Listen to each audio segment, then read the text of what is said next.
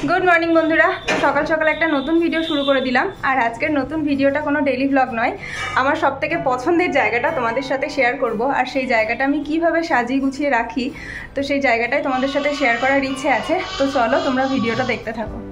আমার মতো গৃহিণীদের যাদের বেশিরভাগ সময়টাই রান্নাঘরে কাটে তাদের কিন্তু পছন্দের জায়গা রান্নাঘরই হয়ে থাকে। হ্যাঁ, আমারও তাই।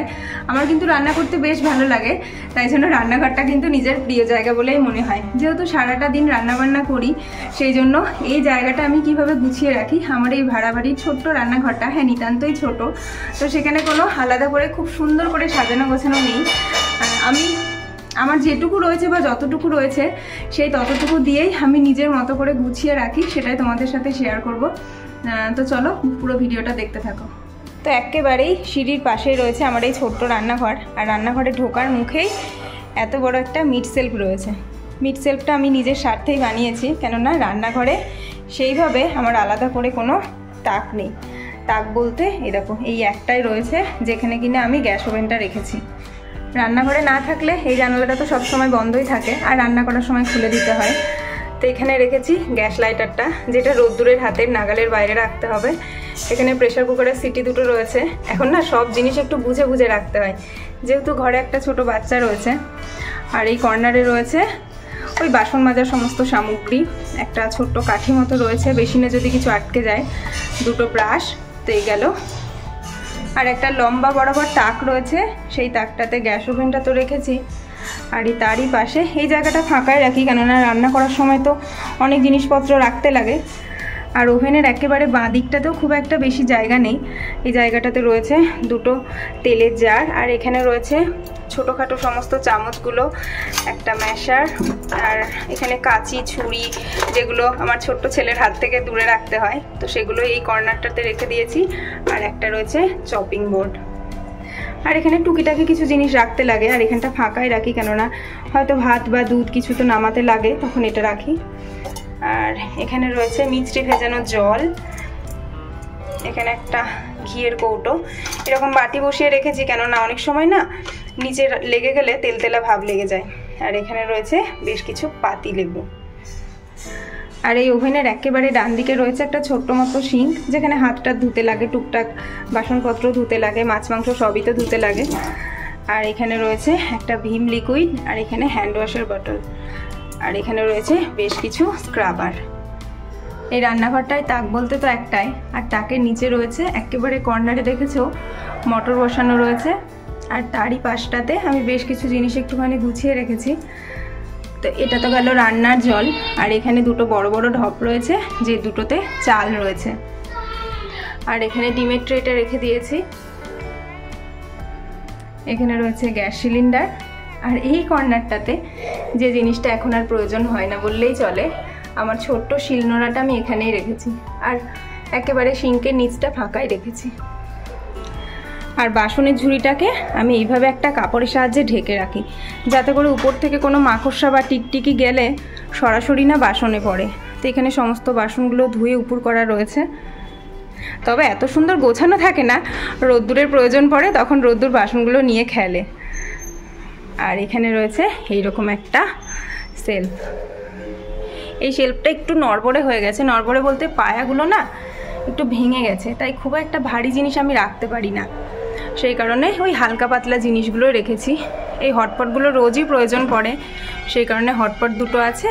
আর এই ছোটোখাটো গ্লাস বাটি এগুলোই রেখে দিয়েছি, কেননা এই ছোটোখাটো গ্লাস বাটিগুলো না বাসনের ঝুড়ির তলায় চলে গেলে তখন আর নিতে খুব অসুবিধে হয়, তাই এখানেই রেখে দিয়েছি।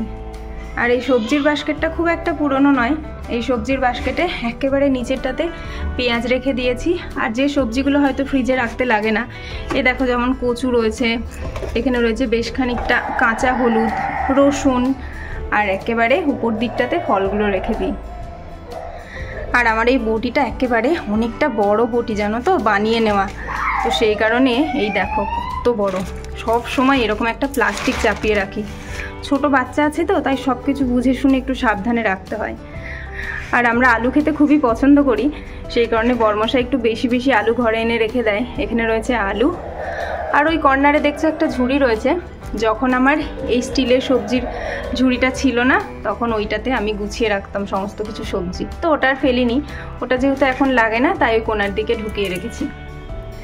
আর এখানে রয়েছে আমার দুটো প্লাস্টিকের ঝুড়ি, ওই সবজিপাতি কেটে ধুতে লাগে সেই কারণে এখানে রেখে দিয়েছি। রান্নাঘরে যেহেতু আলাদা করে আর কোনো তাক নেই, জিনিসপত্রগুলো কোথায় রাখবো, তো সেই কারণে এই মিট সেলফটা একটু বড় সড়ো করেই বানানো হয়েছে। আর এতটাই বড় হয়ে গেছে এই দরজার মুখটাতেই রাখতে হয়েছে, কেননা ভিতরে আর ঢোকানো যায়নি। এটা বর্মশাই বানিয়েই নিয়েছে। তো দেখো এটা কিন্তু ভিতরটাও বেশ অনেকটা বড়, মানে আমার এটা বানানোর পরে খাটনি অনেকটা কমেছে। একেবারে উপরের তাকটাতে যেগুলো রেখেছি সেগুলো হচ্ছে আমার সকাল বিকেলের প্রয়োজনের জিনিস। এখানে রয়েছে এই ছোট্ট ছোট্ট কৌটোগুলোতে সমস্ত কিছু মশলাপাতি রয়েছে, মানে গোটা মশলাগুলো, যেমন 5 ফোড়ন, জিরে। আর এই দিকটাতে রয়েছে আমার রোদ্দুরের খাবার আর চা চিনি, যেগুলো তো সকাল বিকেল রাখবেই। এই দেখো বিস্কুট, কমপ্ল্যান, পিডিয়াশিওর, তারপর এখানে রয়েছে চা, এখানে রয়েছে কাপ দুটো এখানে রেখে দিয়েছি রোদ্দুরের ভয়েই। আর এদিকটাতে তো বললামই সমস্ত কিছু মশলাপাতি, গোটা মশলা, গুঁড়ো মশলা সব রেখে দিয়েছি। আগে কি হতো, এই কৌটোগুলো আমাকে প্রায় দিনই মোছামুছি করতে হতো, ধুতে লাগতো, কিন্তু এখন আর সেটা হয় না। এই 2 নাম্বার তাকটাতে ওই মুড়ি, চানাচুর, সুজি, বিস্কুট, আটা, এই টুকিটাকি জিনিসগুলো রেখেছি। আর যেগুলো দেখতে পাচ্ছ ভেতরে সেগুলোই খুব কম প্রয়োজন হবে এমন জিনিসপত্র রয়েছে। আর এখানটাতেও তাই, মা এসেছিল রিসেন্ট, তাই সব কিছুতে এখন মুড়ি ভর্তি, কেননা মা মুড়িগুলো নিয়ে এসছে, তাই অনেকগুলো কৌটোতেই তোমরা এখন মুড়ি দেখতে পাবে। আর এখানে রয়েছে একটা তেলের জার, বর্মশাই মাঝে মাঝে একটু এক্সট্রা তেল নিয়ে আসে, তখন এখানেই ঢেলে রাখি। আর এই দেখো এই কৌটো দুটোতে রয়েছে, এটা হচ্ছে মুসুর ডাল, এটা হচ্ছে মুগ ডাল, মানে ডালের সমস্ত কৌটোর জিনিস। আর এখানে রয়েছে ডালের বড়ি, তালমিছরি, ওই যা যা লাগে আর কি বলো, সেই সমস্ত জিনিসপত্রগুলো এখানে রেখে দিয়েছি। আর একেবারে নিচেরটাতে, এটাই আমার লাস্ট তাক মিট সেলফের, তো এখানে রয়েছে এক্সট্রা যে বাসনপত্রগুলো, যেগুলো কোনো মানুষজন আসলে লাগে, এই যেমন ধরো অনেক টিফিন বক্স, যেগুলো বর্মশাই টিফিনে নিয়ে যায়, তারপরে এদিক সেদিক লাগে না অনেক। এই রান্নাঘরটা কিন্তু আমার একা রান্নাঘর নয়, আমার বাবিরও রান্নাঘর, কারণ রান্নাঘরের প্রতিটা জিনিসপত্র কিন্তু ওর লাগে, সেটা বাসনপত্র হোক বা সবজিপাতি হোক, সেগুলো নিয়ে ওর খেলা চায়। তো মা যে ভিডিও করছে সেটা দেখে ছেলে আমার চলে এসছে। বলো তুমি কি বলতে চাও? হ্যাঁ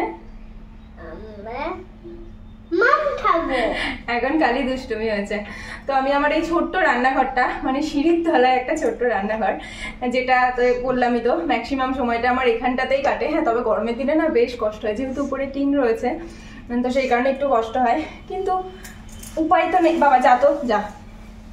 তো আমি এই ছোট্ট রান্নাঘরে সেরকম জিনিসপত্র নেই, তোমরা দেখলে তো কিভাবে নিজের মতো করে সবটা গুছিয়ে রেখেছি। আর যেহেতু ভাড়া বাড়ি, তাই আলাদা করে নিজের মতো করে কোনো সেট আপ দেওয়াও যায় না, যেমনটা আছে তেমনটা রেখে নিজের জিনিসপত্র দিয়ে চালিয়ে নেওয়া, সেটাই হচ্ছে কাজ।